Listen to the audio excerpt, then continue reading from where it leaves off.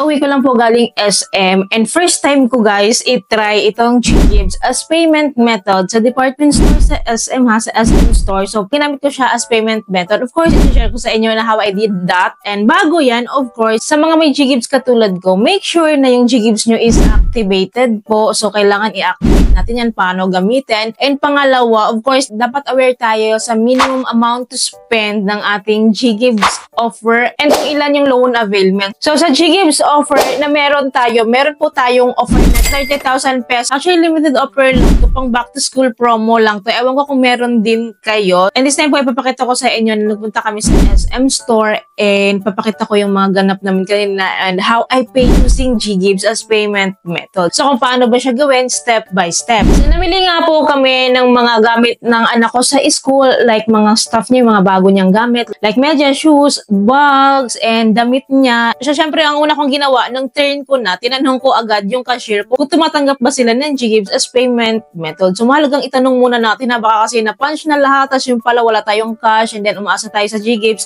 as pambayad natin, pero hindi pala sila tumatanggap as the moment, ha? Pero kasi, si SM Store talaga is legit po talaga yan ang tumatanggap ng GGives as payment method. Alam niyo na kapag SM Store, ang talagang legally talaga tumatanggap sila ng ganyan. Tumatanggap nga sila ng mga credit cards, debit cards, and marami silang payment methods na tinatanggap. So, ano pa kaya itong GCash, di ba? So, of course, kahit ganun pa man, is tinanong ko pa din. And yun nga, tumatanggap nga daw po sila. And then, ginawa ko po, inopen ko yung GCash app. And then, pumunta ako sa Borrow and inopen ko po si GGives. And then, chinek ko lang po kasi ng very quick itong aking loan offer. Kung existing ba, baka mamaya kasi nung nandun ako sa cashier na wala siya or nagbago ba siya. Kasi nagbabago to eh. So, yun nga nakita ko may available to spend na 30,000 pesos. And then, meron po tayong 3 loans availment. And then, ang minimum amount to spend ko po is 4,000 per loan availment ko. So, at least 4,000 pesos po yung magagastos ko. 4,000 below po, hindi po magpo-process yung aking transaction dito sa GGives. So, dapat po 4,000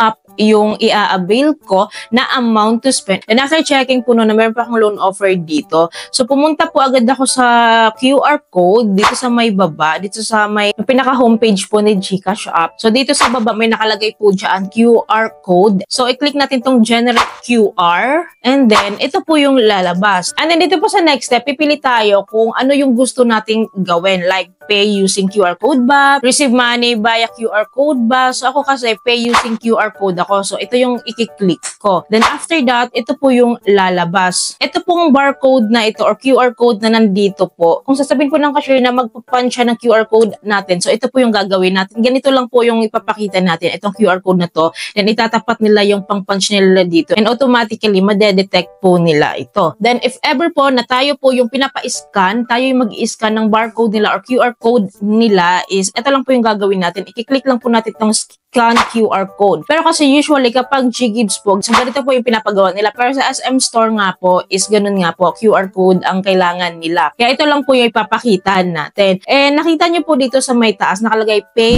with GCash. Ito yung commonly na mistake ng iba na hindi nila napapalitan to. So sinasabi nila, hindi daw working, GCash wallet pa rin daw yung hinahanap. Kasi nga po, ito kasing dito sa may taas, yung Pay with GCash, pinapalitan yan. So para mapalitan yan, i-click lang po natin tong change. And then, ito yung lalabas. So, pipili ka kung sa GCash wallet ba kukunin yung pambayad or sa Gcredit ba or sa GGives mo ba. So, syempre ako sa GGives ko kukunin yung aking pambayad. So, ito yung i-click ko. Then, after that, anyways, dito pala, pag pinili natin si GGives as payment method, and meron po ditong total amount na lalabas, purchase amount dito sa baba. So, i-enter natin. Itanong natin sa cashier kung magkano po yung inabot ng ating pinurchase. Ako kasi umabot ako ng 15,732. And then, after that, click natin tong calculate installment options. Then, ito po agad yung lalabas. And dito sa baba, meron tayong installment plans. So, meron pa akong payment terms na 6 months, 9 months, tsaka 12 months. So, pipili lang po ako kung anong gusto kong monthly payments dito, kung alin yung installment plan na pipiliin ko. Since hindi ko naman sinagad yung 30K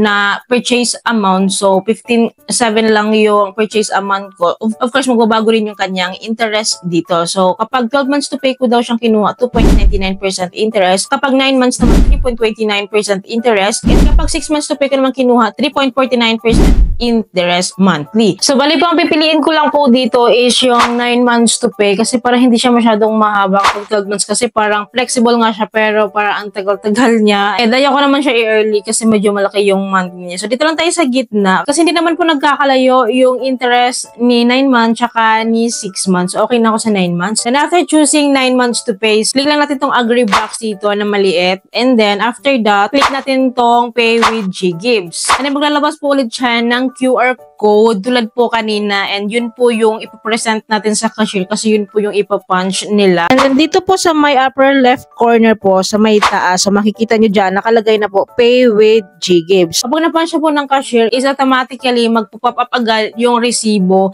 dito. So, like this, kapag na-release na po tayo ng resibo, ibig po sabihin, successful po yung ating transaction sa kanila. Hindi na po natin to kailangan i-present pa sa kanila itong resibo. So, hindi na nila hinihingi ito kasi successful po yung transaction natin. So, ganoon lang po kadaling magbayad using GGives as payment method sa SM stores. So, by the way, this is the third time na gamitin ko yung GGives as payment method. First, ginamit ko siya sa Sony store, sa SM din yon. Yung bumili ako ng Digicom. So, ginamit ko siya. That was the first time. Then the second time, bumili naman ako ng laptop sa Acer store naman. Sa SM din siya. Ginamit ko yung GGives ko as payment method. And this is the third time na ginamit ko si GGives as payment method. Ito nga po sa SM store or sa SM department store. So, as you can see, napakadali niya lang gamitin.